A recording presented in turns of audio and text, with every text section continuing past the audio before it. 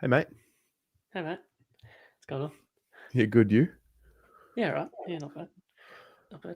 I feel like we should do that I was going to say from now on, but this is the end of the show. So maybe next year, if we do something, we should just like cold open, like as soon as we're both in the call, we just start. So there's no like preamble. Off Uh, mic. I mean, this could be the last time we do a show together, ever. Could be. Could be. So, we just got to enjoy every moment while you have it, because the next moment's never guaranteed. Exactly. Tomorrow's never guaranteed. You got to live it. Yeah, live in the moment, I guess. So no, it's really, really profound for you on a Friday afternoon. Well, it's Wednesday afternoon. Yeah, great point. That's actually a fantastic point that you make. Yeah. Wow. Yeah, that's a great. Yeah, you raise a great point. It is Wednesday afternoon. Wow, Ari. Why did I say Friday? I don't remember. It doesn't feel like a Friday. No, it definitely feels like Wednesday. I don't know about Maybe you. I want it to be. Maybe I want it to be Friday. Maybe I want it to be Friday. I want it to be Friday, because you know what that means? Grand final parade and beers. Well, not so much grand final parade. I've never been to a grand final parade, and I don't think I ever will. But what? It's great. So if the weather's good, being in Richmond and around the jail on the Friday is great vibes. Fair. No, if it's Friday, that means that we're only a day away from the big dance, and We are. That's the biggest day of the year. You doing anything special for the big dance? No. No, not doing anything. Not doing anything like out of the ordinary. Not doing anything special. Not like doing anything big for the day. Just kind of real low key vibes for you. Yeah. Yeah. I mean, whatever. I'll be at the game. It'll be good. Oh, you'll be at the game. Oh, okay. You'll be at the game. Yeah. Right. Okay. You'll be at the game. Yeah. You'll be at the game. Yep. You'll be at the game. Thought so. Thought as much. Yep. Yeah, it'll be great. I'll be at the game. Yeah. Where would be after? Where would be after the game? Just. I will be at the post-game function. Post-game functions. Yeah, nice. Yeah, no, that's great. No, I love that for you. Have a great time. Yeah, that's great. Is this like a public function that the fans can get into, like the chat, maybe come in and see you, or is it more like invite only? Sort of like. Is that what are we doing now? All right, I got the invite. You got the invite to this private function. Yep.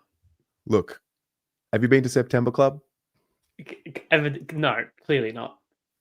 Okay, so I'll be at September Club. It's like, have you been to the birdcage for the racing? No. No. It's like the birdcage, but for footy. That's the best way to explain it. That's great. I find it ironic that was the kind of analogy that I used to you about 4 minutes ago.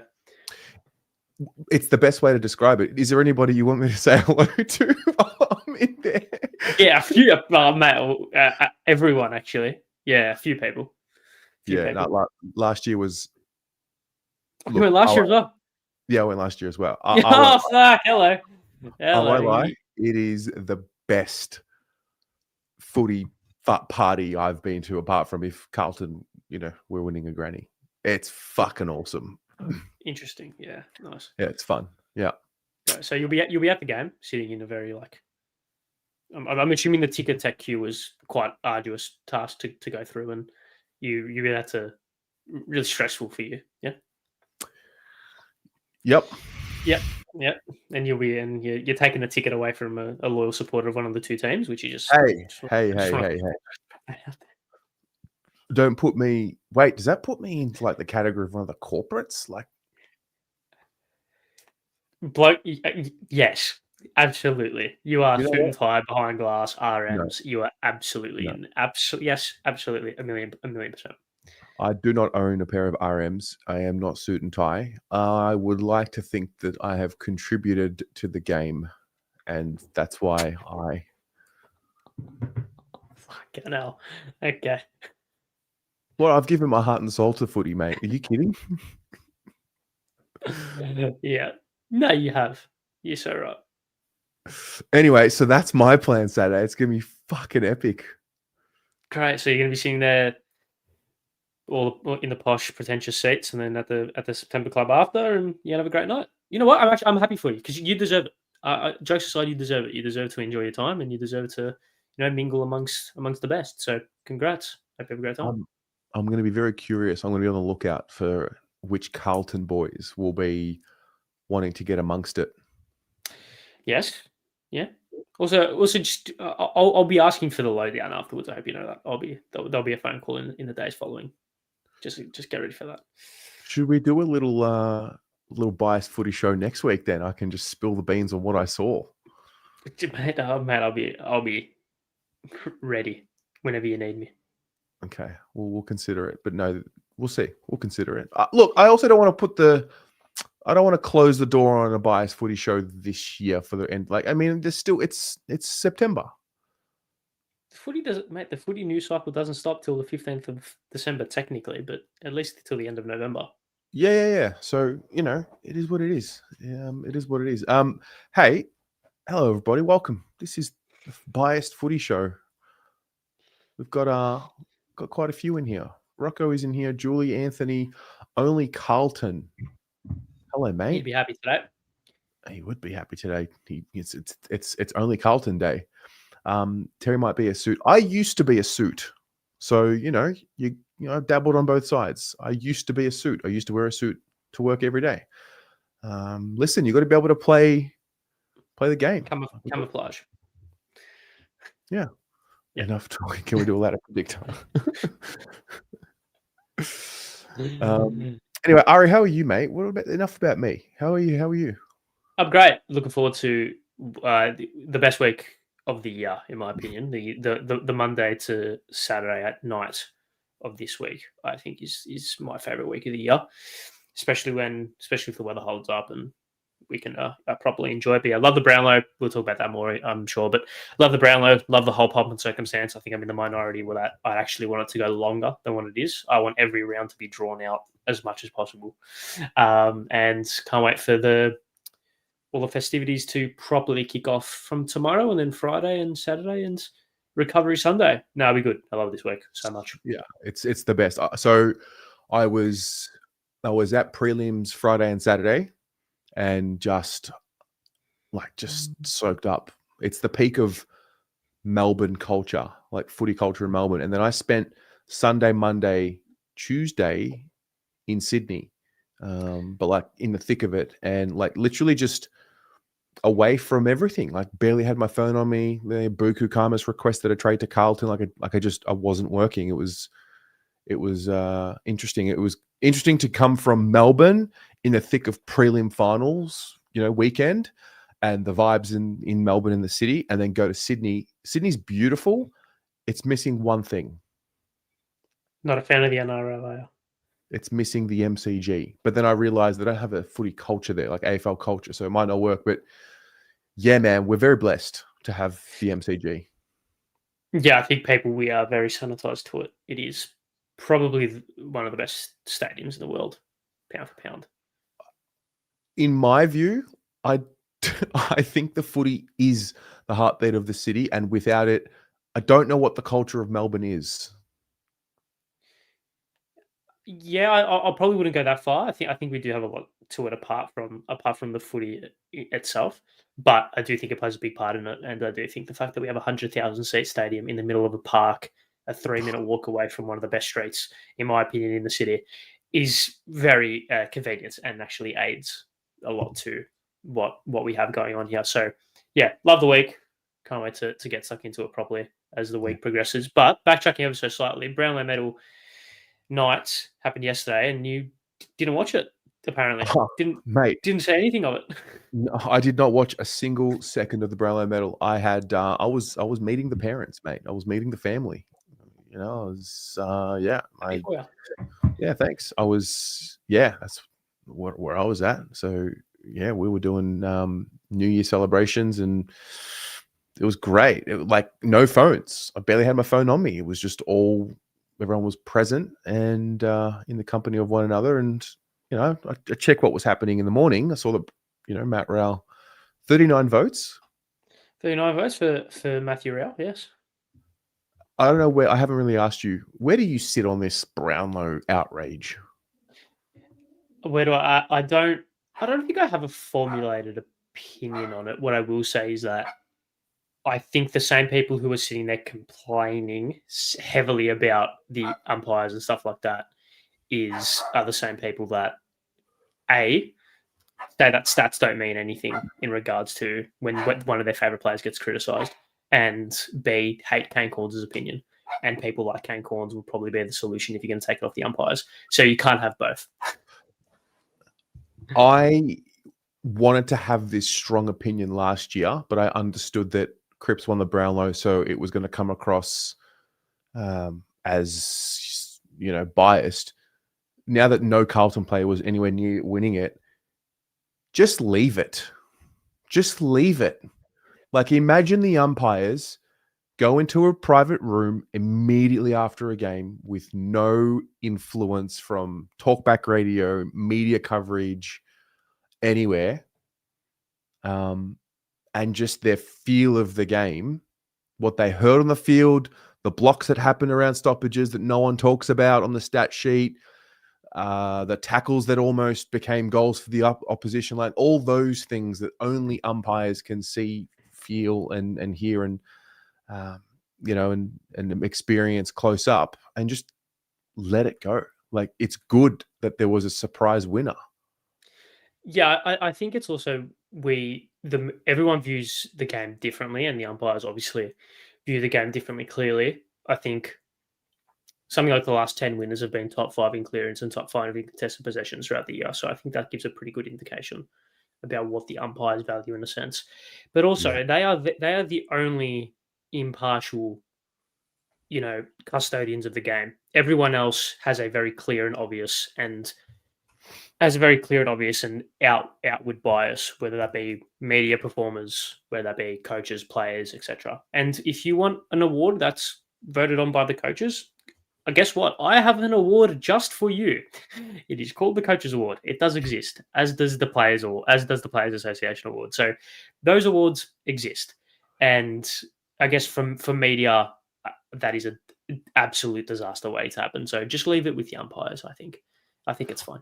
Yeah, I was having this chat last night on Footy Abroad. I think the combination of we are subconsciously fed with narratives, aka Nick Dacos is going to win 3 Brownlows before he's even played a game.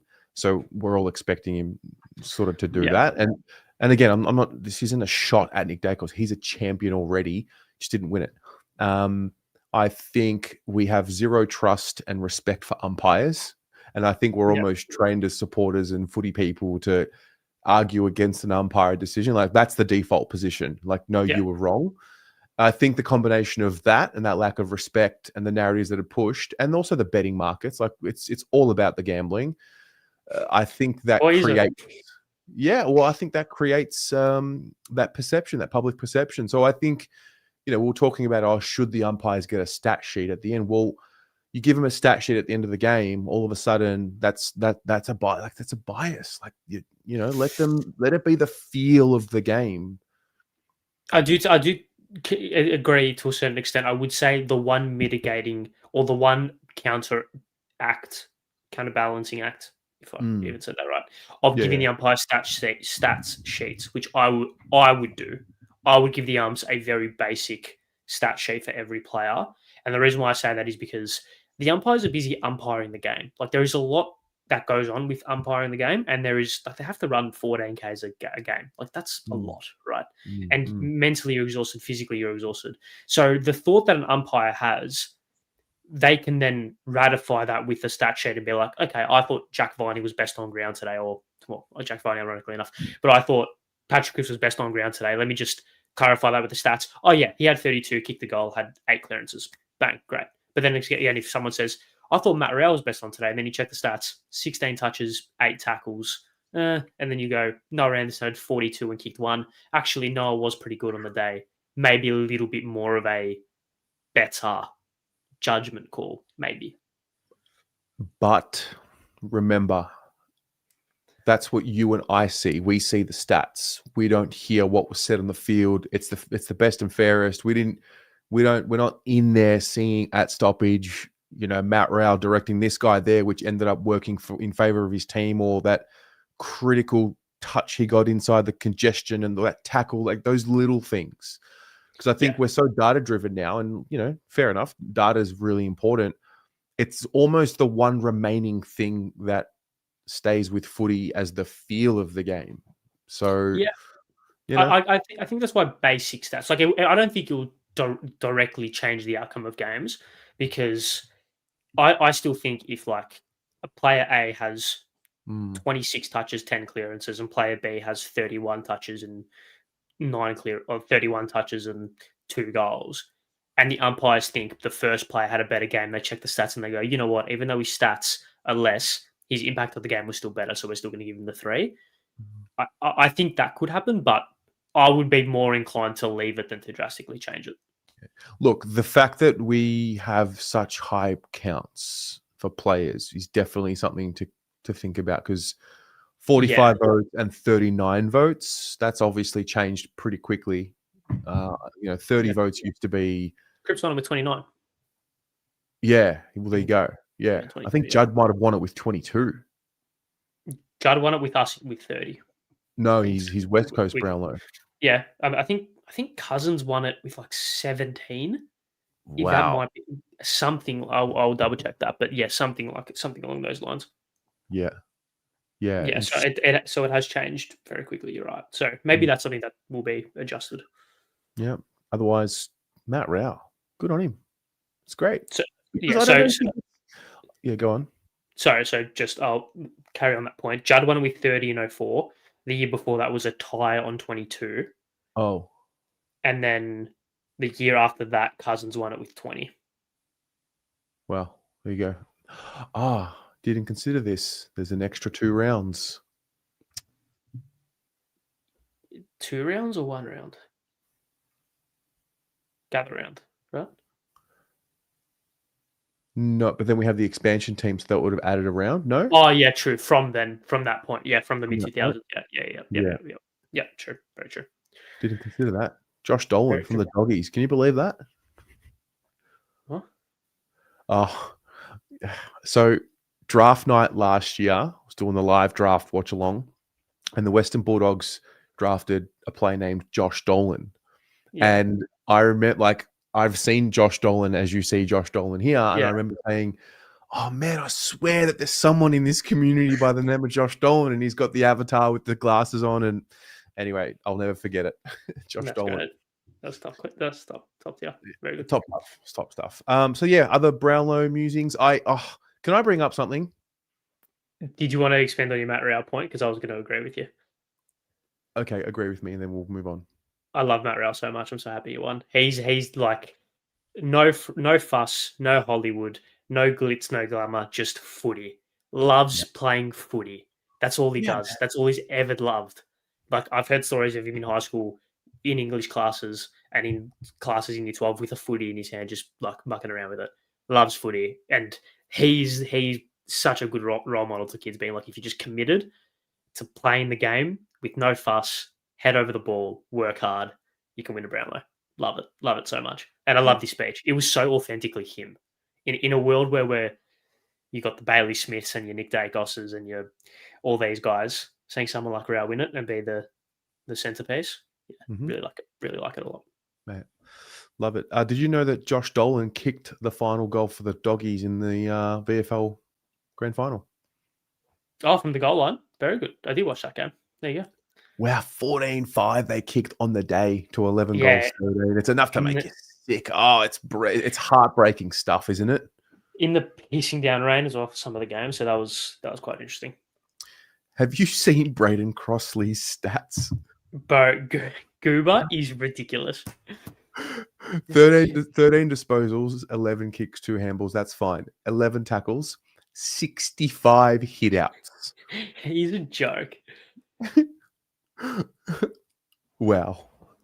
And he's look, I love the Goop, and he's carrying a bit as well. So it's great. It's great to watch. Yeah, he is quintessential VFL footballer. State league ruckman. Yeah, it's great. He's the last kind of his. Yeah, I agree. Yeah. What'd you make of prelim week? I thought it was good. That was great. I noticed a few things. What'd So you Friday notice? night. Now the Hawks, right? Yeah. About 17 minutes to go, maybe longer in the fourth quarter. The exodus, like Yeah. it was like an emergency, right? And Yeah. I sort of thought about it. I'm like, hang on a minute. They've No, won poor Hawks. they've won 2 interstate finals. Like, I get it. You want to beat the traffic. There was 99,500 people. I understand that part. But Beat the traffic from Melbourne to Malvern. From yeah, MCG to Malvern. Come on. they've won 2 interstate finals. They've made a prelim. Like, fucking stick it out a little bit longer than that. No? They got within 3 goals with 6 minutes left. Yeah, like stick it out. Like, what's that about? There is not a performance that could happen for me to leave a. God, why have I said that? I'll carry it through. There is not a performance Carlton could have in a prelim in which I would leave early. Yeah. Because you never know when you're going to get there again. Yeah. You just never know when you're going to get there again. Exactly. And So then just stick it out. And then Collingwood, I was there, and I'll admit, I got there, and I was not trying to be too loud or boisterous, but I did have a fucking good moment where they fucking left early, and I did enjoy it, and I really enjoyed it. And they Did you left get up early. and give some of these ones, or? Well, I asked one of my friends near me, I'm like, "Hey, was there a fire drill?"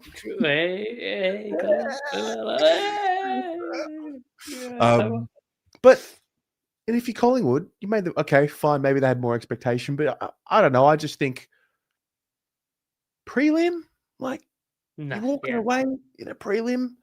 Is that what happens when you make so many of them? You just get used to it. Can't be doing that. Yeah, can't be doing that. No, that's poor form. Totally poor form. I totally agree. Yeah. Especially any Collingwood supporter leaving early, knowing what they can do with whatever time these left is always bizarre to me. And Hawthorn leaving with like halfway through the last quarter, not a fan either. Yeah, just stick it out. Stick it out. Yeah. You might beat the traffic. It's a Saturday night and a Friday night. Where have you got to be? Like, relax. It's okay. You get home half an hour later. You'll survive. You'll survive.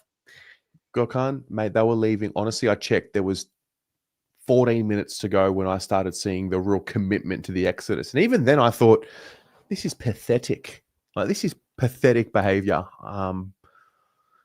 So, yeah, I was disappointed with the way that the Collingwood game ended. I thought that was going to be an all-time classic at three-quarter time. And that just fell away. Disappointed. I was stoked at how it played out, but I was jumping up and down. That was you would have thought Carlton made a grand final in my household. I kind of wanted it to be that everyone was there. Minute to go, the Lions ripped their hearts out, and they had to sit there for the final siren. True. Look, I think the Jamie Elliott non-call into the Charlie Cameron snap within a minute kind of would have ripped their hearts out as it is. So it's such a shame. I feel so sorry for them. My heart bleeds for them. It really does. It really does. No, I'll be honest. In real time, I thought that was a free kick. Now that I've watched the replay, it clearly it was a free kick by the letter of the law. No, Weenus is being big on this one. He was talking about it last night. Please read this part of the AFL rulebook. Marking contests. Everyone says Collingwood got stitched up with the umpires, but it was 100% amazing spoil by the rulebooks. Let it be known. Ari, you want to read out 18.5? Oh God, AFL rulebook. I will quickly try and please stall for time. Please stall for time. Ari, we need you to be ready, mate. What are you talking about? Stall for time. Oh my God. Okay, 18.5. 18.5. Field umpire shall award a free kick in a marking contest against a player where a player holds or blocks an opposition player. Didn't really happen in that case. Yeah, didn't happen. Okay, sorry. 18.5.1. The player whose sole objective is to contest or spoil a mark shall be permitted to do so. So, to be fair, his eyes were on the ball the whole time. Yeah. So, tick. Holds or blocks an opposition player. Didn't hold or block. I don't think. Yep.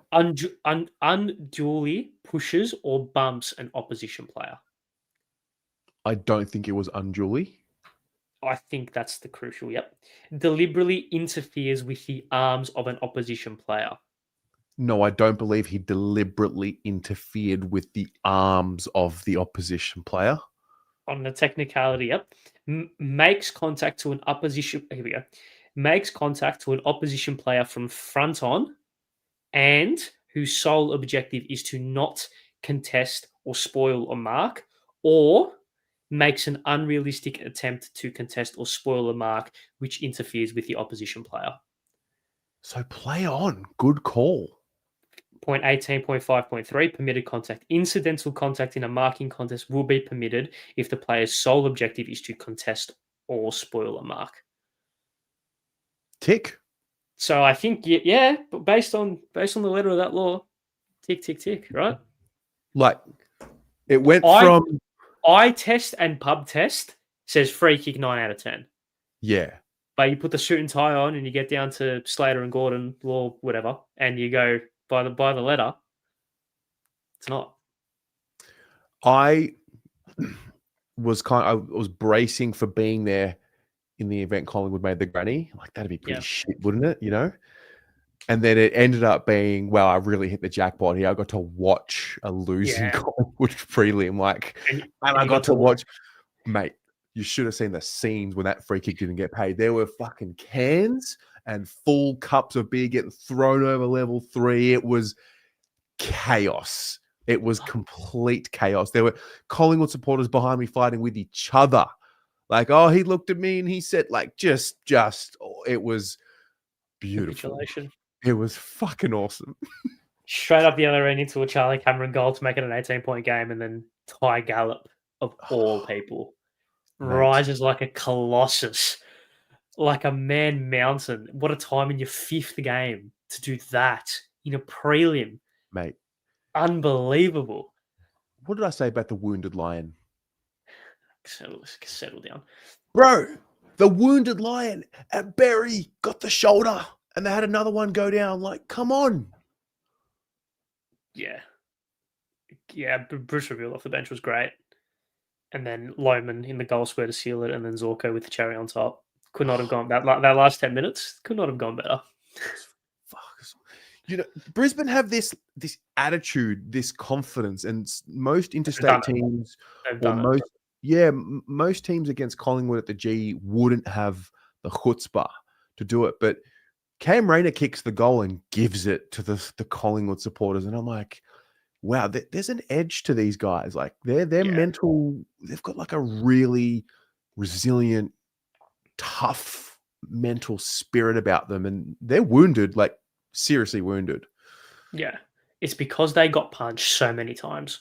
19 straight sets. 2020, the unlosable flag, and they lost in the prelim. 21 straight sets. 22 belted in a prelim. 23 heartbreak. They went through all of that, and they came out. Normally, when that happens, the fall off is drastic because it breaks a group. They got through in 24. The damn wall broke, and now I think mentally they are. Yeah, you saw it. They rose. In situations like that, it's like Collingwood can lose those games if the opposition cling on to dear life and it just falls their way. Yeah. When the game was in the balance, they put the foot down. They put the foot down and just buried them. It was seriously super impressive performance. Like, Collingwood didn't help themselves. I think four goals conceded from 450 stoppages is inexcusable, especially in a preliminary final. Like, you concede 1 a game maximum as a top 4 side. So that's inexcusable. The Pendlebury stuff, we're pretty wrong. Dacos having 3 touches in the last quarter when the game's on the line, that doesn't help either. So, granted, Collingwood didn't help themselves. You've got to give credit to the Lions, man. That was so impressive. Have the Pies found the edge of the cliff? Well, I guess we'll find that out I reckon by May 2026, we'll get the true answer to that question. Because they looked, well, I think the way to analyze that is look at their experienced players in that prelim. Pendlebury, is the body starting to break down at 38? Finally, as opposition supporters, this this can't go on for much longer. This like invincible being. Sidebottom went to McCluggage, and that got dropped after a quarter because it didn't work, and he was not great for the entire game. Howe was pretty absent. His impact was minimal. Myercheck's impact was NA. Cox's impact negligible. Apart from Jamie Elliott, of their experienced heads, they all kind of weren't there. So when they leave, their depth with their youth probably doesn't stack up. They just delisted a couple of kids and Dash Johnson. So where do you go from here if you're them, really? Mate, Jamie Elliott, we're in the monogram next year. That's just going to be beautiful. The Gold Coast one. With next to Charlie. Shaking the head. That one. On what, 900 grand a year, would you say? Whatever Jack Silvani was getting paid. 1 year deal? If that's true, and they're offering him 425 or whatever it is, like, happy days. Have 550. If you're every other club in the league, then yes. Pretty much. Even what he would do. 65, he kicked 65 goals this year. Mate, he would teach Jesse Motlop, Corey Durden, Ashton Moyer. Just those three alone. Imagine what he would teach them. He kicked 60 goals this year. Yeah. He kicked more than 4 goals on 1, 2, 3, 4, 5, 6, 7 occasions, with 4 of them being 5 or more. Mm. He's the best small forward in the comp this year, right? Is he small or is he medium? Yeah, medium, small, same. Yeah. Anyway, I compare him most closely to Ashton Moyer from the ones that we've got. Yeah, fair. Jesse Motlop, 2-year deal. Yeah, it was only Carlton. Only Motlop. Only Motlop. Yeah. In an era where it's very easy to leave, I think players like Jesse should be celebrated. And I think we're going to enter an era. We are entering an era now where it's more lucrative to go elsewhere. The leave money is always more than the stay money. Yeah, that's a good one. The leave money is always more than the stay money. I like that. Yeah, I like that a lot. So I hope Jesse just has a good start to the year. And Weenus, thanks for reminding me. Ari, did you see the TDK Ross Lyon, Dan Gorringe live stream? Yeah, I did. And there's also some, I did. So I haven't done a video on it. I don't know if I'm going to do a video on it. But am I being a bit sensitive in feeling a little disrespected? No. However, it's the way we're moving. And I think that's just the game. Like, first of all, they've just put a curse on themselves because you just don't gloat. I just found it very gloaty. Well, can I give you my theory on Tom DeConey? And this is absolutely nothing personal against Tom. Absolutely nothing personal against him. But after his brother won the premiership in 2022, he was on the field holding the premiership cup. And I'm very big on you don't touch any bit of silverware before you've won it. And I think that's put a curse. That's all I'm going to say. Okay, that's fair enough. No, look, so I love Tom. I'm able to separate Tom the human and Tom the footballer. They become almost two different characters. Yeah, no. Tom the human's fucking awesome. Just really nice. You know, his family would be proud. Mum and dad would be proud to raise a nice boy, nice young man, whatever. Absolutely. He became the villain to me. I think he's the. I hold way more ill will towards Jack. All of them. I think they become a kind of poster boys in a sense of the bigger problem. Like they're acting like rock stars. There's nothing. Yeah. Like, who the fuck do you think you are? You've done nothing. Yeah. You were on the way. But you were. Who do you think you are? Yeah, who do you? And you know what? Maybe that's what people used to say about Carlton supporters back in the day with that arrogance, and maybe St Kilda's trying to emulate that arrogance. And maybe we're just getting a little bit of karma as a generation that someone else has been in the arrogant club. I wasn't really around with memories of, sticking it to opposition clubs like that publicly, or maybe, whatever. So I don't know. I just, on the one hand, I get it. Do what you got to do. Footy's a game. It's a fantasy. Don't get too caught up in it. But I would hope that our players take offense to that. And then there was Cripps, and they asked him about Charlie, and he's like, "Oh, I've always got Charlie's back." Well, I appreciate that, but does Charlie have your back if he leaves? Yeah, that's a very interesting one. I hadn't thought about that. Just touching on the Tom one, very weird considering he's still technically under contract by the club. Still technically a current employee, and the trade period hasn't opened. Once he's killed a player, mate, do whatever you want to do. Go and fucking whatever. Who cares? So you're not one of our players anymore. Technically, we could turn around and be like, we're matching this offer, force a trade. We can do that theoretically, right? It'd be very hard and basically impossible or won't happen, but we can do that, right? So he's still a current employee. So I totally understand where the disrespect can be felt.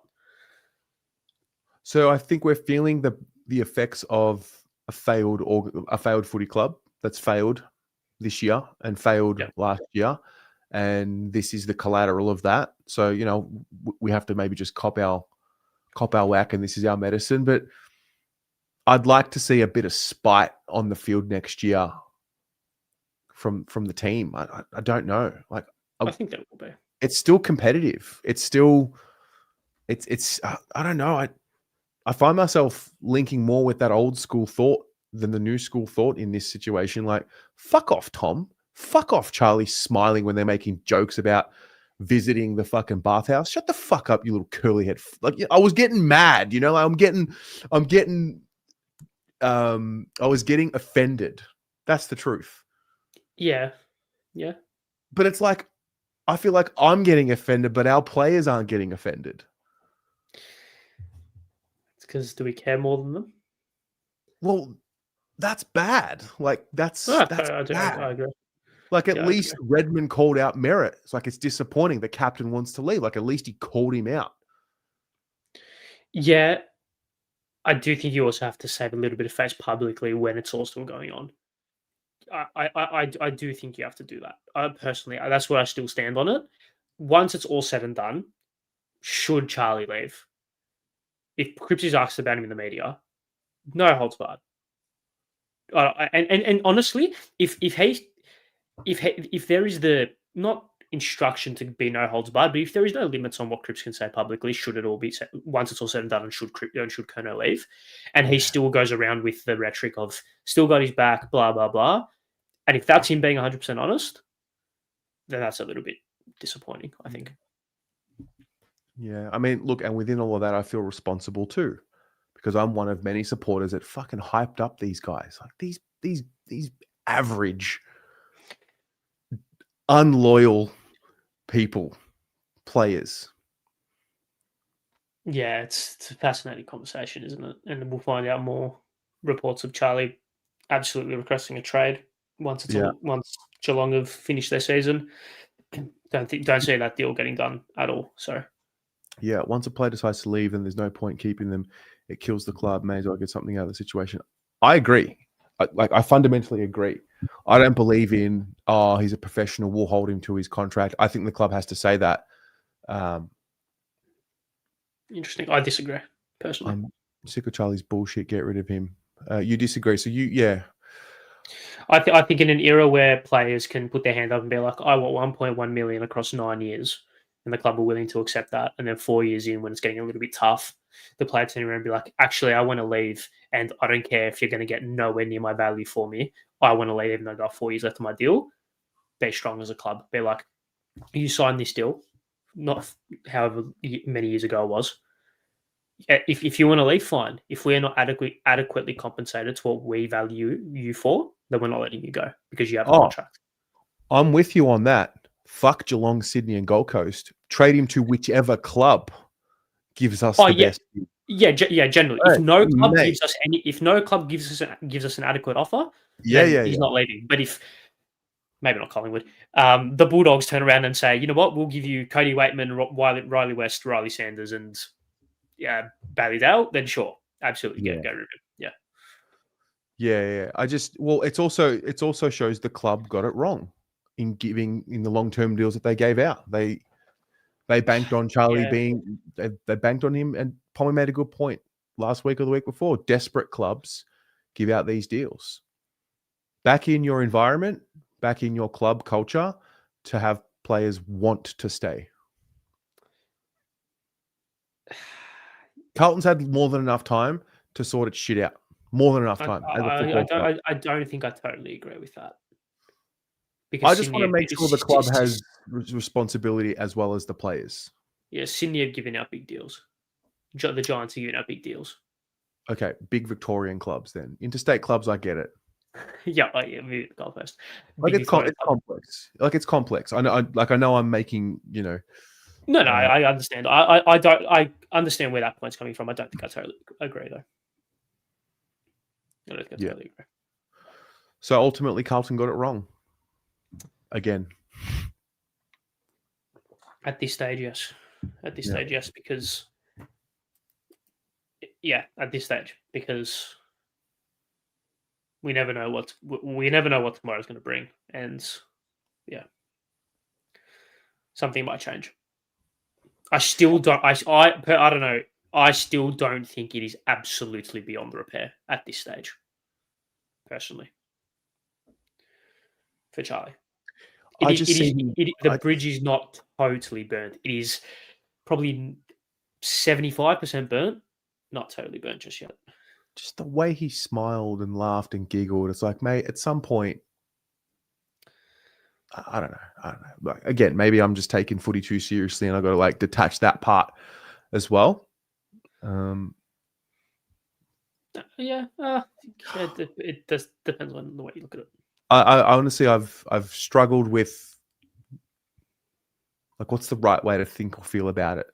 Like, if you're a Carlton person who gives your life up to the club only to watch the way that he's been acting, it's extremely disappointing. It is. And maybe there's things that he just can't reveal publicly right now that are going on that would make sense for why he's acting like this. But in February, he was saying, we just have to win it. We have to do it as a group. And if anybody left, it would be like a bad breakup. Only for 5-6 months later for him to be the one, requesting a trade. It's tricky. I get it. Players were in the player empowerment era.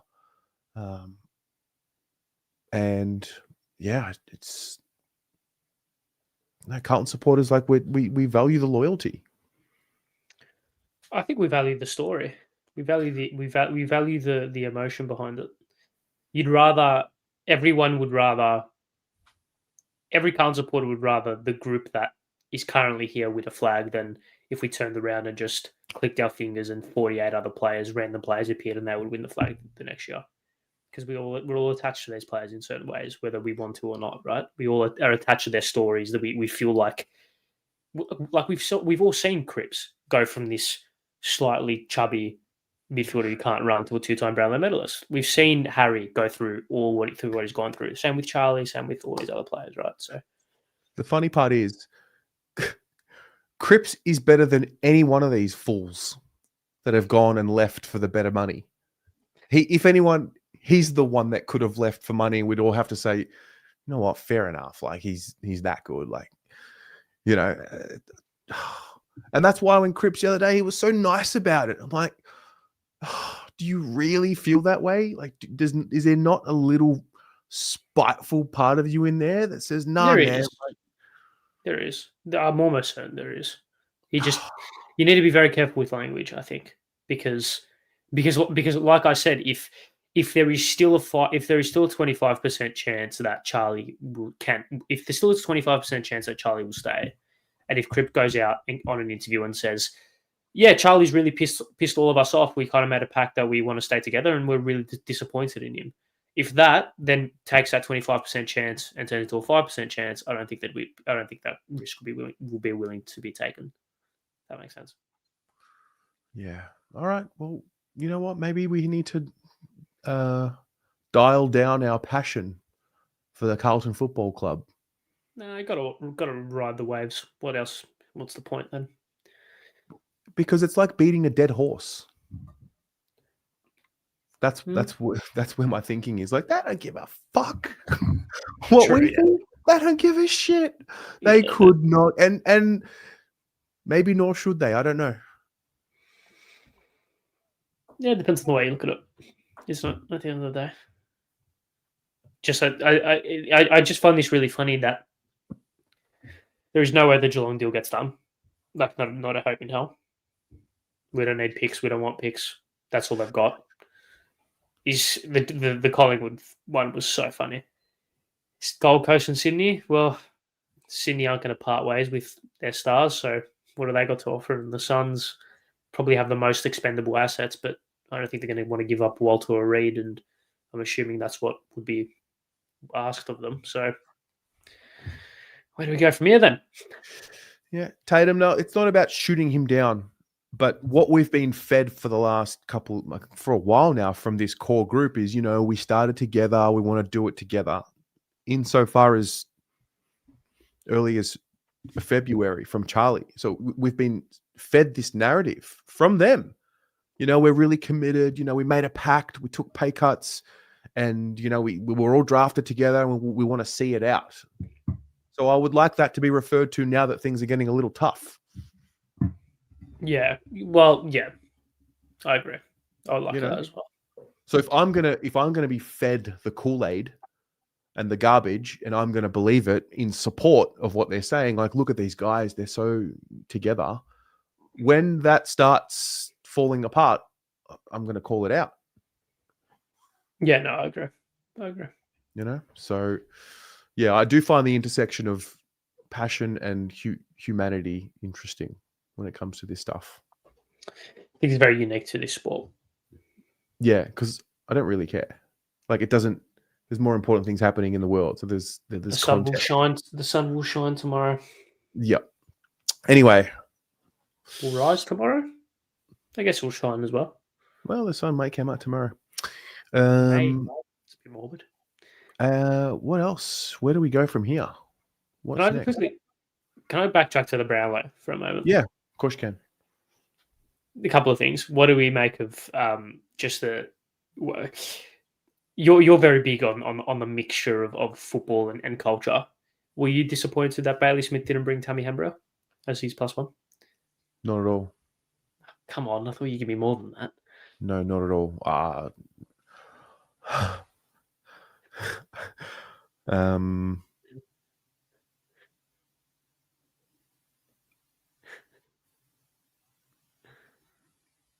I'll just plead the fifth.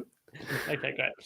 And secondly, you don't date influencers, mate. You just don't date influencers. Just don't do it. Just don't do it.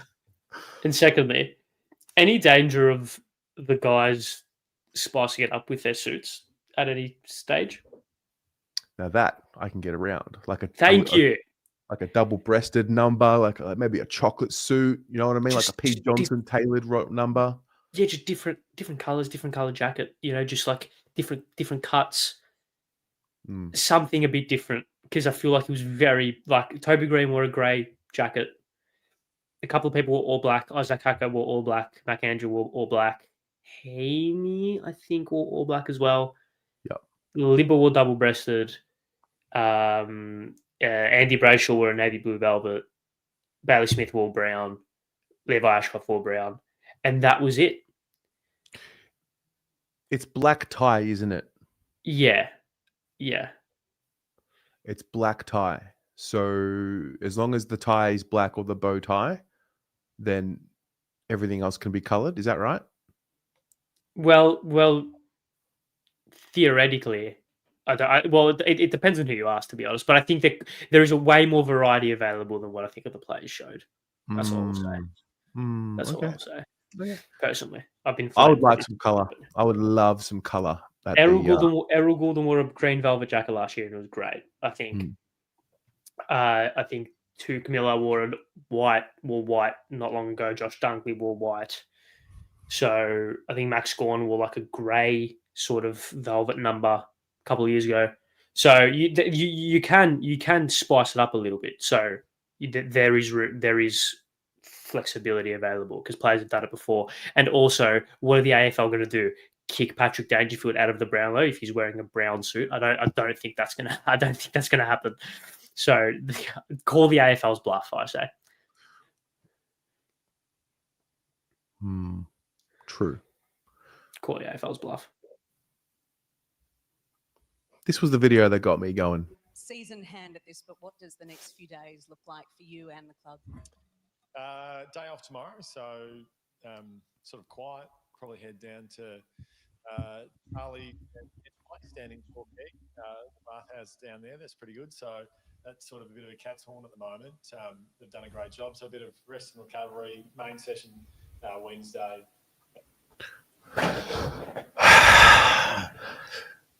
I'm rattled, man.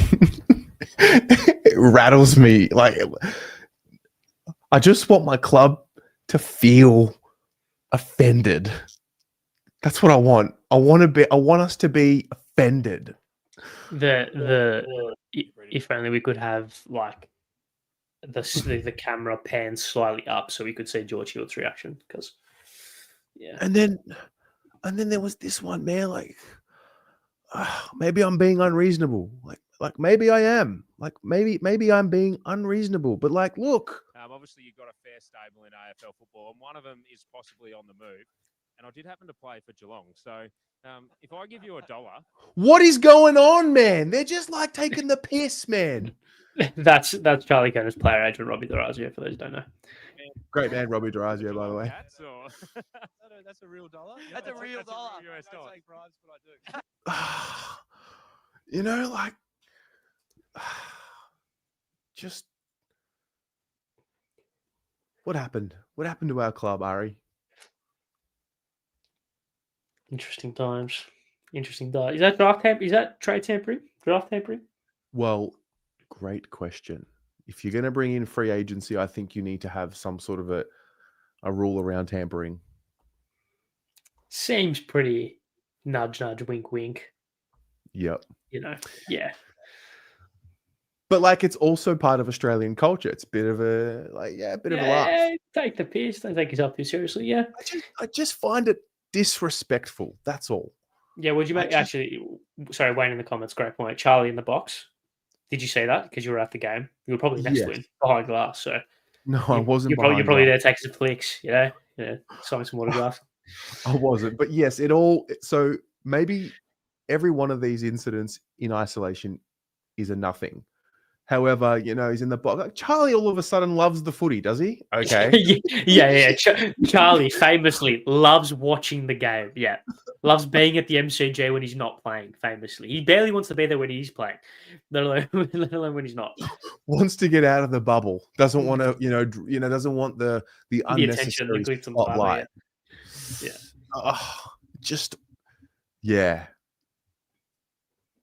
Yeah. I just don't want a docile, flaccid club anymore. Yeah, well, yeah, the flaccidness of the club really showed its fall earlier in the year. I think the incidents in isolation probably don't mean a lot. It's the culmination of them all, I think, is what kind of makes it a big problem. Yeah. Or a big issue. And just to wrap all of that up, I love Charlie.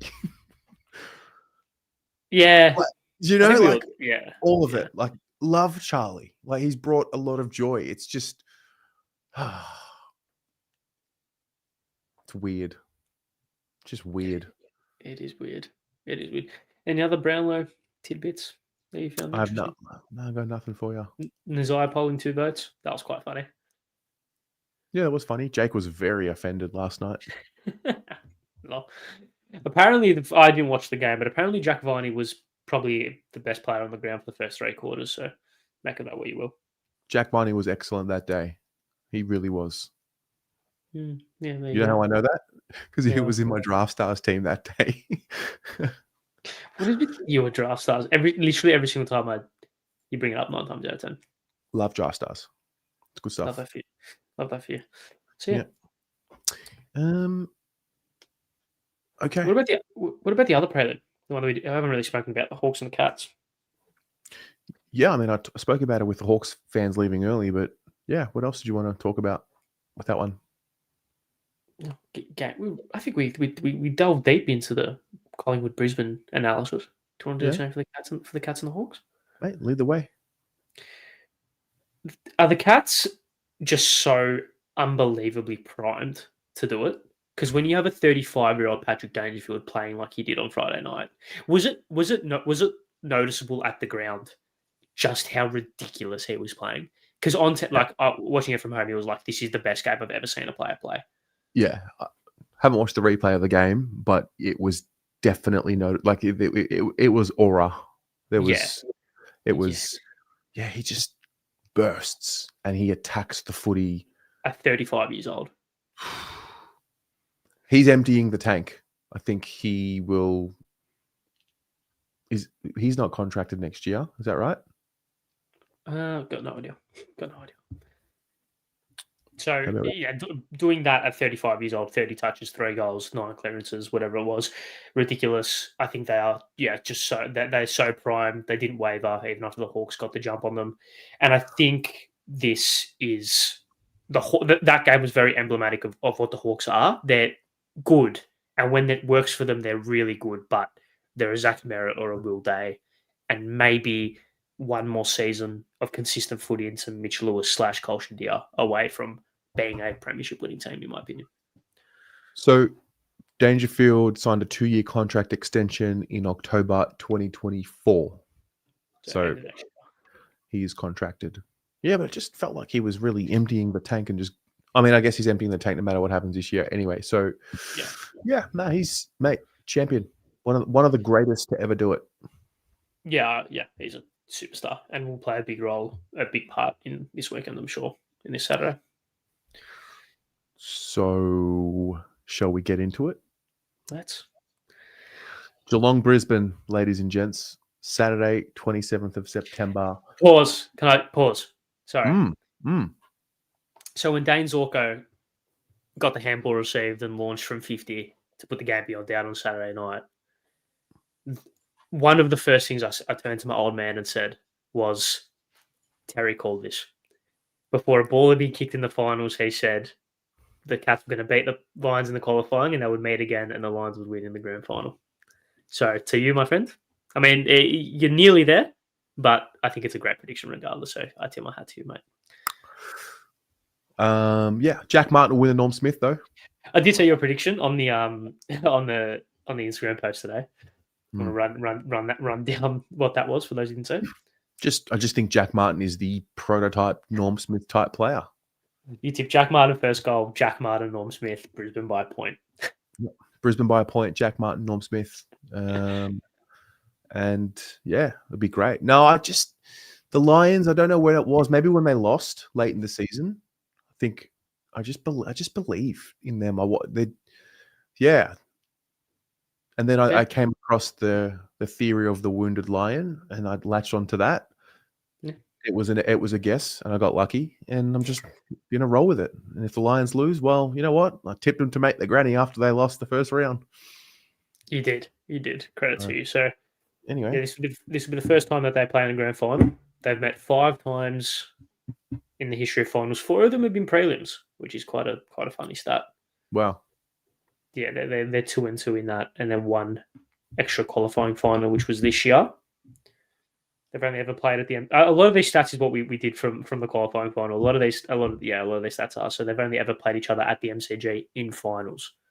So, and obviously the record, see above. The last afternoon game between these two was 2019, and Brisbane won by a point. Do you remember what happened in that game? Afternoon 2019, Brisbane won by a point. No, I don't. Lincoln McCarthy, with about 90 seconds to go, rose, took a specky and kicked the goal to put him in front. Wow. That was the same day we played, I think, Adelaide at the MCG, and Patrick Cripps had like 4,000 clearances, I think. Okay. Setterfield kicked a goal on the wing that day. Yeah, the snap. I think it was that same game. Yeah, what a day. Casbolt kicked like this unreal goal from a handball. Well, from like 50? Yeah, great. That's good. That's very good by us right there. Yeah, nice. Ironically enough, both of these teams have given Sydney a belting, a hiding in the Mhm. recent grand finals. So I've got a mate from Sydney coming down to spend the week in Melbourne, and he wants both teams to lose. Fair enough. Is your mate Sam Mitchell? No. Sam Mitchell was quoted as saying, "I hope both teams lose." Oh, that's funny. No, he's not. My mate, he's not Sam Mitchell. Although I would love to have known what mingling and networking he did in the after party at Nobu on Brownlow night. Ooh. Ooh. How do you know he was at Nobu? Well, that's where the after party was. Also, Snoop Dogg, who used to be Snoop Dogg, who's an enemy of a cat, but also used to be the Snoop Lion. Yes. So maybe something in that. Katy Perry last year with the Raw. So like maybe parallels there.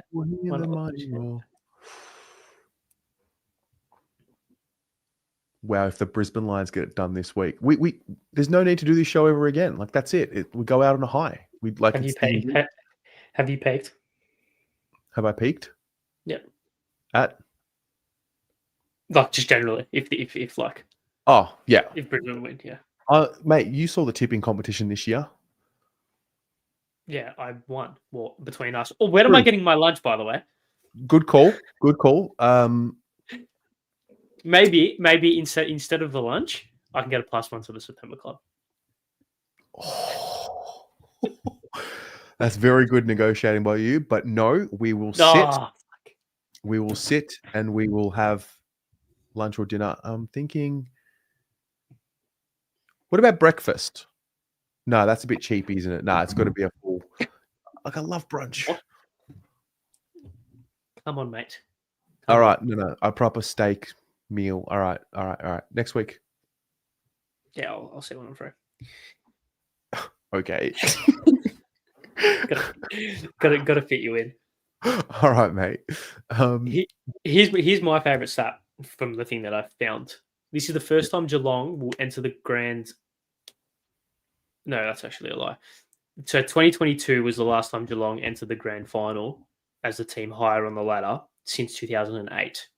So they played 3 grand finals before then as a team lower down on the ladder. And this, again, they will bet a team higher up on the ladder. So they broke that I guess that not that hoodoo, but they when expected to win. They actually were favourites heading into the 2011 game as well. They were bookies favourites heading into the 2011 grand final as well. So what to make of that, we'll have to wait and see. I think the Cats, Brisbane are a better underdog team than the Cats. Agreed. Right?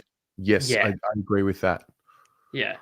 So I don't. So maybe something to think about there. Yeah. The narrative and the story you sell to the Lions players is very, very easy. What? Oh, we're the champs, the underdogs. They doubt our heart, everything we've been through. Yeah, being an underdog is easier than being the favorite, I believe, mentally. Yeah, no, absolutely. It's easy. Absolutely. I totally agree. So totally agree. Yeah. Mullen. Yeah, there's Mullen. Couple of matchups. Firstly, so a couple of matchups, couple of key battles. Mullen went to McCluggage in the qualifying final and did a stellar job. McCluggage played a very important role in the last 2 of Brisbane's wins. Is it just take 2, or do you try and do something different? I think you have to stop Will Ashcroft. I think he's a star and a big game player as well. Yeah, and a big game player. Yeah. But McCluggage had some year. He has, and if you give him too much space, he'll carve you up. But I didn't take Will Ashcroft for someone that did what he did last week too often, and he's just right place, right time, kicks goals, impacts. That goal from 50 and then the celebration. Yeah, What a yeah. guy. Yeah, elite stuff. Also, shout out Darcy Gardner. Yes, absolutely yes. What a game. He was unbelievable. Yep. Unbelievable. Shout out Darcy Gardner. I also want to shout out Harris Andrews. I think I'm both so of them. happy you said that about Darcy Gardner. I'm so happy. Yes, he was unbelievable. Yep.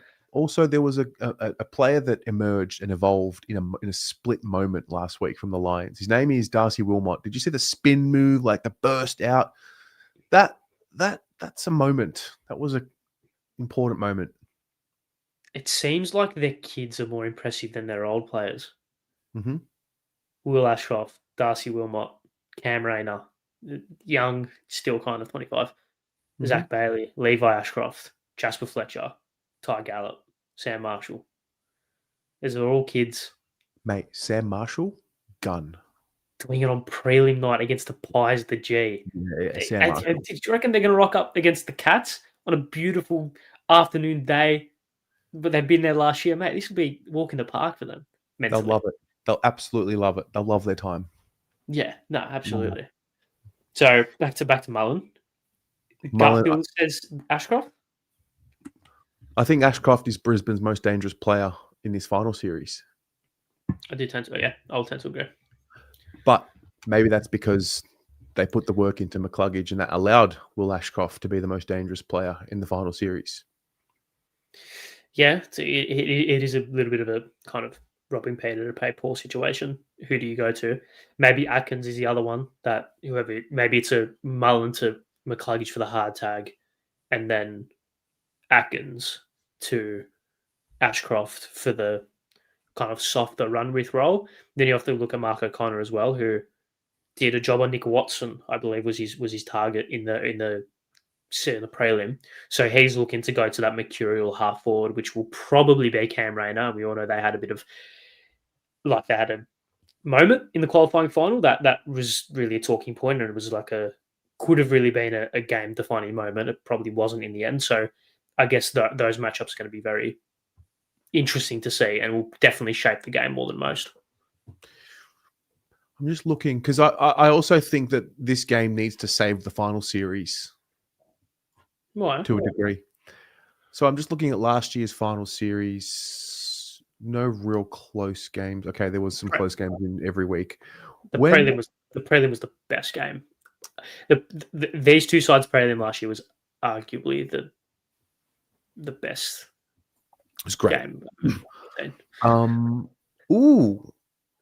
Okay, in 2018, when West Coast won the grand final, one of the best grand finals that we've seen, the prelims were blowouts, very much like this year.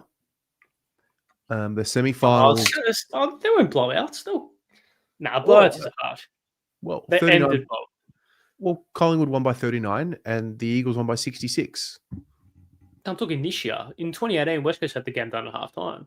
Yeah. So I'm just saying, I'm wanting a close grand final.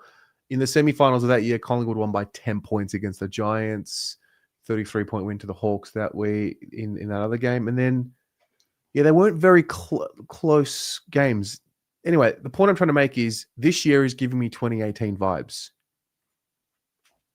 Interesting. You also want to know a little fun fact as well relating to Collingwood. The last two teams that Collingwood have, the last two teams that have beaten Collingwood in preliminary finals.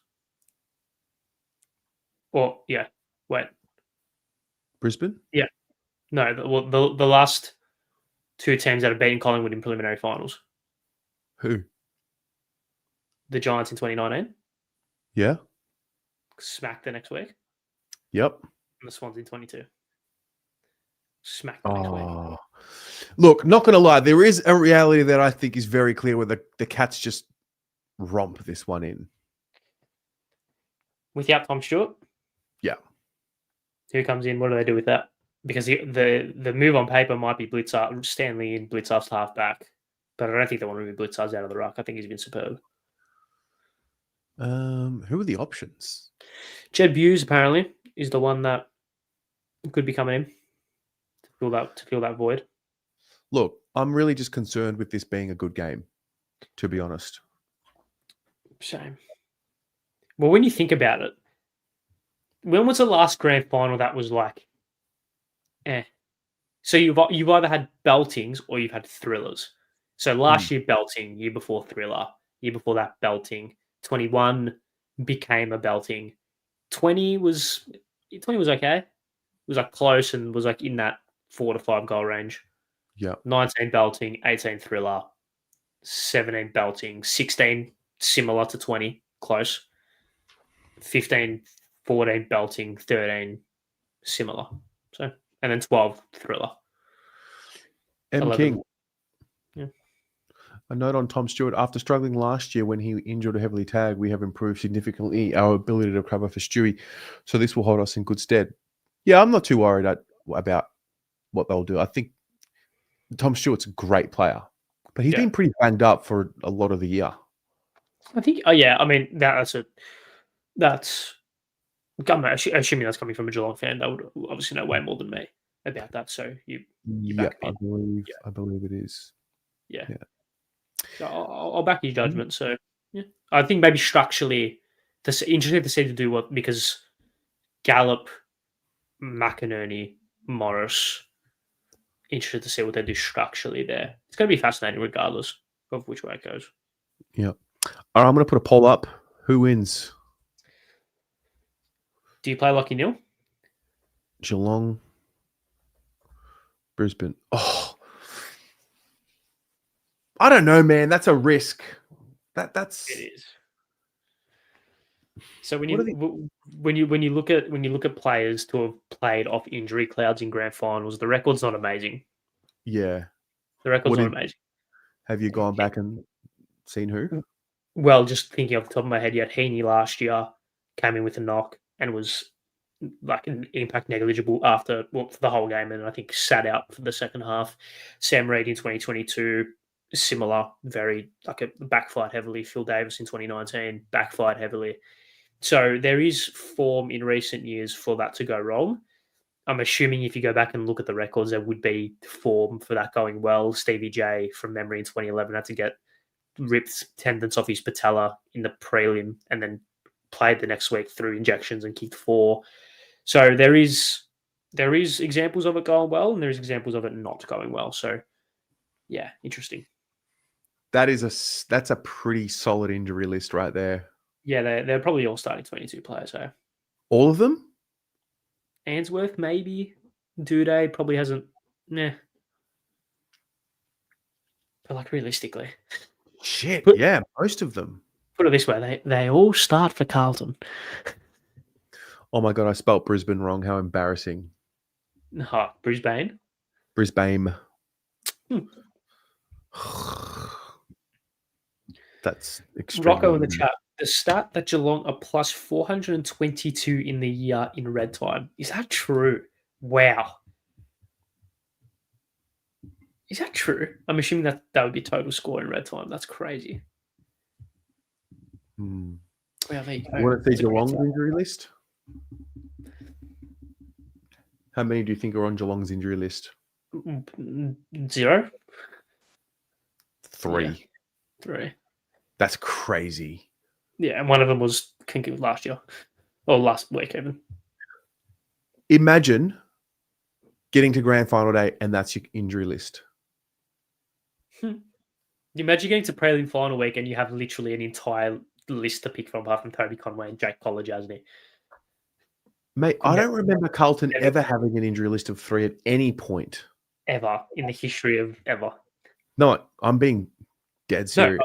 No, I totally agree. No, I'm totally on you. Very interesting. So we have, sorry.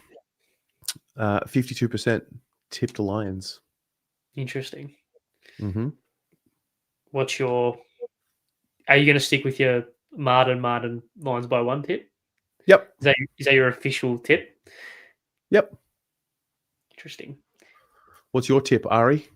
Give me and chat as well. Winner, Norm Smith, first goal. Yeah. I think the Lions will win. Mm-hmm. It's boring, but I think Will Ashcroft win the Norm Smith medal again. Imagine winning 2 flags and 2 Norm Smiths in the first 3 years of footy. Do love that. I think he's so good. So Lions win. Ashcroft Norm. And first goal will be Hugh McCluggage will kick the first goal. I like it. Can I just say though, left field Norm Smith, Ollie Dempsey. What would you? Sorry. What? Sorry. Will I get a text if Jack Martin kicks the first goal? You will get anything you want. You'll get anything you want. I want a text. I didn't give a margin. The Lions win by 15 points. Yeah, I got the Lions by 1. Lions by 1. Jack Martin first goal. Jack Martin, Norm Smith. Just good weather and a good game. Can't be that much to ask for, right? Yep. Can't be that much to ask for. We've hit the weather 3 years in a row. Mm-hmm. We've hit the game once. That's winning. We've earned a good granny. We have. I wouldn't mind like a Darcy Fort first goal. I feel like I like that. Just plaque out of nowhere. Kick to a pack, just stands there like that with his hands in the air. Or the Big O. Big O would be good for the story. Didn't play last year. Got injured in the prelim, right? Yeah, we'll start forward if they are consistent because Darcy Fort's been the number 1 ruck. So love Kyle Oman. How have we not brought up Kyle Oman's shaved head? You And see what I'm saying? Push-ups in front of the cheer squad after kicking the sealer. What a don! What a king! Can you agree that you should shave your head at least once now? Think about it when you're ready to become a man. I'm doing November, so we'll see how that goes. Okay.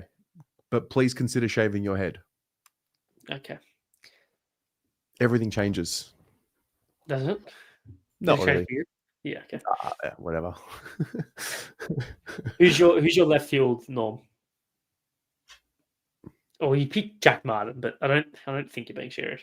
Left field Norm would be like Darcy Wilmot or Jasper Fletcher, one of those. Yeah, fair. Although McCluggage and Norm Smith does have a good ring to it.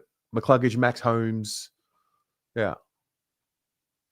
I don't think. Max Holmes. Yeah. I don't think Max. Rocco. It was not a mistake. It was a mistake, but it wasn't a mistake. It was meant to be. It was meant to be. Yeah, I know. Kyle Lohman shaving his head. Yeah, no, love it. No,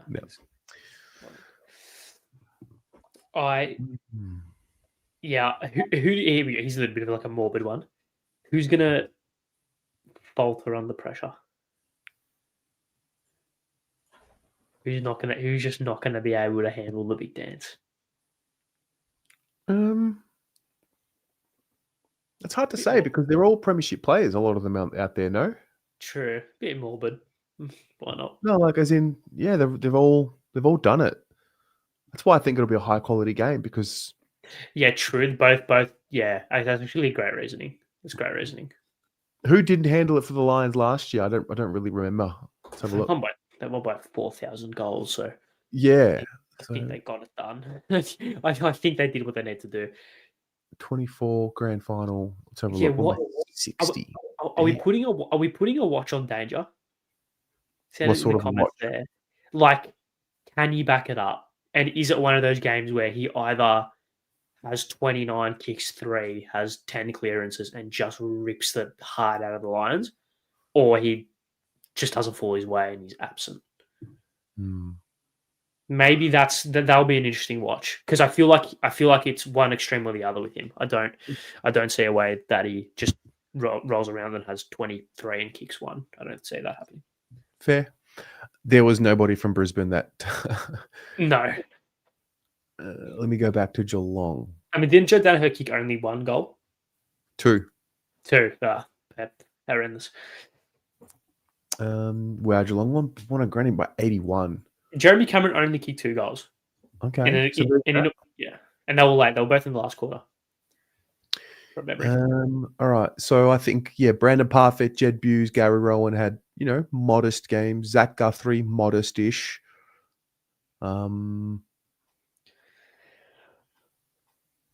Yeah, to be honest, apart from that, I mean, Brian Myers had the 18 touches, but that's not a bad game in a granny, is it? No. I feel like this is going to be our best chance to see a Norm Smith from a losing team. Yeah. No, these are just two great teams. Yeah. Like great teams. No- Wow. Norm Smith from a losing team could be on. We beat Geelong. If Geelong win on Saturday, 2025, 2024, 2023, Carlton would have beaten the premiers from that year. Mate, we dismantled Geelong. Like we beat up. Nick Haynes, what a game. Fuck, what a day that was. Can we just backtracking heavily now that we're back on Carlton? How Francis Evans did a polar vote in one of the last 4 games that he played? Disgrace. Absolute disgrace. That Essendon game deserved at least 1 vote. At least. Whatever. No, not whatever. You got to reward excellence. No, you didn't even get an invite. Actually, what did you make of Asher Moyer and Matt Carroll bringing their mums? I feel like you would have loved that. Love that. Yep, wholesome. Yeah, that's something you definitely would have gone. Absolutely got around that. Yeah, got around those lads. Yeah, love that. You got to show love to your mum. Absolutely. Yeah. Would you bring your mum if you went to the Brownlow? Yeah, I would. That's cute. I would bring mum. Yeah, it'd be great. Cute. Awesome. Are you going to be at the BNF? I am. Are you? I will be at the BNF. Wow. Yep. That's massive. I will be there. Great. I'm happy about that. Yeah, I'll be there. Have a bit of a chin wag. Be a nice way to farewell everyone that's been. It's in a couple of weeks. Very curious. Well, I'm on watch. It's next Sunday. It's next Sunday. I'm just on a big watch for which of the players are going to be there. What are you wearing? What am I wearing? Oh, I'll be wearing a very basic get-up. Won't be trying to stand out too much. Why not? Just don't need to. True. Fair. Everyone knows who you are. Everyone knows who you are already, so that's fine. No, it's just like whatever. I'm wearing a very standard navy blue suit. What are you wearing? Don't know yet. Actually, I'm slightly panicking. Slightly. Because I don't know. And it's so Adrian Deha will be going with me. Nice. Tatum, I am going to the granny. I will be there. What a surprise! You're going to the granny. What a shock. Yeah, mate. It's just great. So that September club function, is that like an all-night thing? Am I going to see you out on the tower later on, or? No, you won't be seeing me out later. So basically, they've got like the liquor license until 11 p.m. I think. So, right. Have you seen it? It's like the marquees that are set up at the front of the G. No, mate. I'm a regular folk. What does that mean? What sort of clientele do you think goes to September clubs? You've been before, so. What do you mean clientele? It's players, coaches, staff, and guests. Yeah, I slum it up with us, with you, with the. So it's at the front of gate 6. They're like on the grass there. They've got like marquees. They'll have a sports bet one. They'll have all the major sponsors, SEN, whatever. There'll be the AFL marquee, and it's just food and drinks. Oh, so it's outside. I thought it would have been in the. I thought it would have been one of the function rooms. Oh, that's actually quite cool. Yeah, it's outside. It's outside, and it's the marquees. Yeah, hopefully. And the marquees are inside. And yeah, I didn't see many Carlton players last year. Actually, I don't think I saw any Carlton players last year. Good. From memory. Good. And I was happy about that. Yeah, good. Absolutely. They're all at Oktoberfest. Well, some of them are. If I see Charlie, I'll get a photo. Oh, enough. Enough. You should show him this stream. So I will. I'll say, hey, Ari wants to know. What's the deal? I don't I actually don't care. You Such a do. liar. I do You do. care. I absolutely care. If you could ask him one question, what would you ask? um,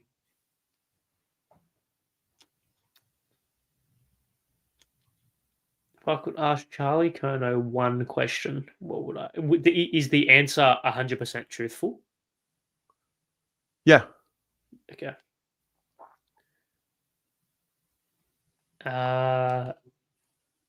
How's Ed? That's a terrible question. I'm sorry. No, I care about just want to know where's going. What's going on? I'll ask him for his birthday. Okay, explicit empress. If he said he was born at 7:31 p.m., what does that mean? Mate, don't fuck around the explicit No, empress. just a question. The explicit empress knows more about you than you know about yourself if she knows your birth time. I'm aware. I think. What time were you born? 8:01 p.m. Interesting. Nice. Yeah. No, I would ask him, Charlie, be real with me. She's making a video. Great. What's wrong with the club? Yeah, but that's so like, is it the club? What do I need to know? Like, please let me know. Like, help me Please, understand. please. Like, what do I need to know? You know, that's what I want to know. Like, whatever, human being, man to man, heart to heart, soul to soul. You know, I got love for you, but just tell me, what do I need to know about this club that no one is telling me? That's what I really want to know. I want to know who I need to come after. That's what I want to know. I want to know the dirty little secret. That's what I want to know. Right. Also, why'd you play on in 22 against Collingwood? That's what I want to know. Why did he play on? That's what I want to know. Okay, you're getting ridiculous now. Come on. No, I need to know. Why did he play on? Because he does it 9 times out of 10 and kicks the goal every time. Do you remember when Charlie Curnow marked the ball from 50 metres out in the pocket against the Suns in 2023 with 9 minutes to go and we were losing by 9 points and he wheels around off 2 steps and kicks it from 50? Yeah. Yeah. That's why. That's why. Anyway. I've got one more little thing in the live chat, guys and girls. There is a link, the 2025 BA survey. I need your help. I need your feedback. Please fill out. Is that like a public performance review? Can everyone leave good reviews about me? No, you can leave a review about absolutely anything you want. There's a number of questions in there. So basically, for everybody who fills out the survey, you go into the draw, and the winner will receive 1 full year of Blue Abroad membership and a 2025 match-worn player-issued Guernsey signed by Corey Durden. So there you go. But also, more importantly, I need the feedback. I need to know how I can improve the experience. Feedback's a gift. You got any feedback, mate? Sure, where do you want to start? Do you have any feedback for me? If this is the last show, we should end it with one piece of feedback. But if it's not the last show, let's not do it. All right. I'll give you some feedback. I think you had, wow, you really grew this year. You had a really consistent year. You showed up. You were prepared for every single episode. Your notes were outstanding. I'm like pretty proud of your year. I thought you were really good this year. Thanks. Appreciate it. Yeah. No, I was. Like, the question. Did you improve from last year? Absolutely, you did. Yeah. Great. So, like on the report card, it would be like satisfactory, or like, would it be a satisfactory or like improved? Like, where would it be? Because like school report cards. Like how we did the tier maker the other day. Oh yeah. Significantly improved. Yeah. You took feedback well. You slowed down a bit more with your speech, which was really good. I think that was a big thing for you. You showed some growth. Yeah, it's good stuff. Well done. Thanks. Brilliant. Love it. Yeah. Thank you very much. Appreciate it. You Would you like some feedback? Yeah, sure, mate. You can give me some feedback. Yeah, don't sound too enthused. I would like. I think you had a good year as well. I think you had a great year. I think very consistent. You've really found your rhythm with it. With it now. So yeah, after like 55 years of doing this, you finally got it. So congrats on that part. I think.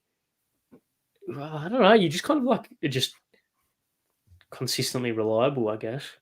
Yeah. I don't really have any like major things to note. I think you've gotten funnier this year. Really? Yeah, you've gotten funnier. Like I've lightened up, or I've just gotten funnier. I think your comedic timing has been better. I think you've improved with that. I don't know if that's been like a conscious area of improvement, or if that's just come with spending more time with me. But your comedic timing has been sharper. So I'm proud of you.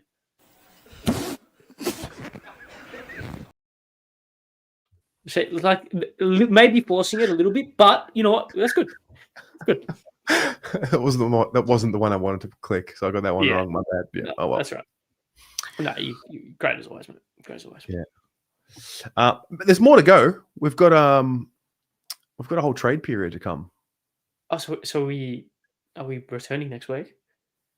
No, like as in on the channel. Oh, I mean, on the you channel. can join me. I don't know if you all who watch the channel realize what's coming in trade period. Oh, we're going to be so busy. It's not even funny. Like we're live daily, every day. Yeah, I'll hop on. You can join in anytime. Yeah. Yeah, we're going to be very busy. I can Video updates. Yeah. I was thinking, what about like a trade TV, like live? What, all day competing with trade radio? Yeah, fuck trade radio. Nah, the lineup's been announced this year. Do you know it? No. Do you want me to read it to you? Yeah. Okay. I love it. It started today, 12 till 2. Love it. I love trade radio. It's like my favorite time of the year. So here we go. Wow, they it's not their pinned tweet. That seems quite counterproductive. So 7 till 9, Kane Corns and Sam Edmund. Elite. Great. 9 a.m. Actually, I've got another question to pose. 9 a.m. to 11 a.m. Tom Morris and James Hurd. Really? Yeah. Not bad. It's not bad. 11 till 12, Sarah Ollie and Josh Gablich. That's my time to shine. Like it. 12 p.m. to 1 p.m, Cal Toomey, Riley Beveridge. Gettable. Love it. Yep. 1:30 or 1 till 3, Cam Luke and Liam Pickering. Oof. That's also my time to shine. Really? Wow. Yeah. Okay. Wow. Yep. Awesome. And then 3 p.m. till 6 p.m, Damien Barrett, Brad Johnson, and Josh Jenkins. Yeah, I reckon I could shine. Oh, so you just like it all? No, I ain't trying to clash with Gettable. I ain't trying to clash with Kane Corns. And what was the next one? Oh, by time to shine, you mean where you're going to try to compete? I thought you were going to listen in. Like put a show on. Like, you know, be live streaming. Oh, right. Yeah. So I reckon from 3 p.m. onwards, you can compete. Yeah, I think that's fair. I think when people are going home from work, like 5 p.m, tune in, 5 p.m, 4 p.m, 5 p.m. Yeah. Yeah. Yeah. Okay. Very good. Nice. Because it also gives me time during the day if there's like an update, I want to make a video on it. Yeah. I think I regained my my juice for like putting together the hard videos. Like I love getting all the old quotes from press conferences. It's a little OCD, but it's great. You can formulate arguments better because you can stop and start again, and you can. Yeah, no, I agree. I find that. I agree with that regard. Anyway, the point is, there's more to come. There is one last thing to finish because I just find this question very funny, and I want immediate answers. No thinking about it. On tradies, they got asked a question: if you could clone. Actually, did I ask this last week? No. If you could clone a player 17 times to play 18 to play a game of footy, what one player would it be? And you can't pick Marcus Bontempelli. Isaac Heaney. Really? Interesting. Okay. Josh Weddle would be mine. That is good. Yeah. Yeah. Okay. Yeah. Yeah, that is good. That's a good one. Best fan cam comment appearance.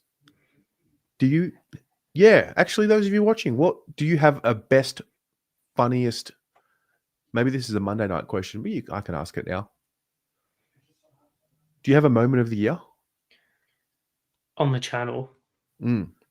To be so frank, we did have a great year, so I didn't tune into fan cams often because when we lose, I want to escape it. I don't want to get bogged down in it, to be honest. Fair. Can I just say, of all time,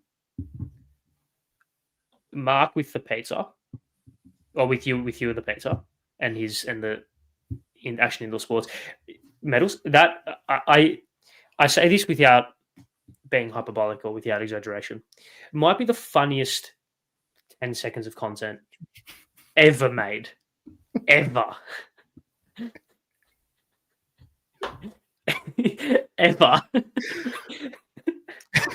When are these boys going to realize that they're either going to have this or they're going to have nothing? Genuinely the funniest thing of all time. I have to get it up. You have to. It was Collingwood Carlton last year, wasn't it? Yeah, I think it was the second time, I think. It was the second time. Yeah, best Round 21, 2024. Actually, at least we'd never had round one. I was going to say the one consolation from this year is we never had a true heartbreak within a moment. It was more just slowly being decimated over weeks. But round one happened, so I guess that's where it started. We had no like Nick Dacos kicking the winner with a minute to go, or McGovern after the siren missing, or Higgins kicking the goal with 10 seconds to go. We had none of that, so yeah. I guess there's that. Are we sure it was the second one? Was it? If it's not the second one, it'd be the first one. Yeah. I thought there was Are you eating pizza? To be brave. You know, we can talk there, but I do appreciate you calling in. Yeah. Like, we try to do our bit to obviously motivate these boys. It would have been the first one. I remember your reaction. You know what? Okay. Hold up, Terry. You can make time for everybody, but I've got something that may need some showing. And I think you might have been very familiar before with what I'm about to get. So just hold up for a moment. All right, let's move along, bro. It's a long night. Let's move along. I'm getting onto it. Closing statement, please. Closing statement. Hang on a second. Oh, boy. Do you see all of that?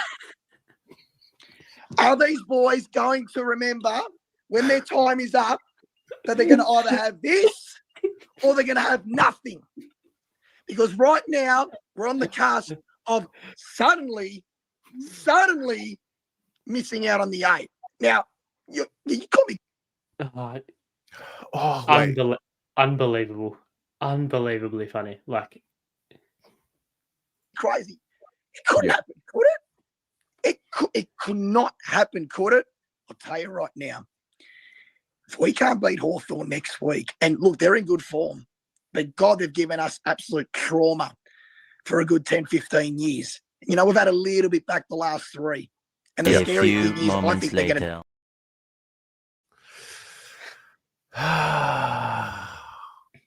Mark is the king of fan cams. Yes, absolutely. Without a shadow. He is the undisputed heavyweight champion of the fan cams. Absolutely.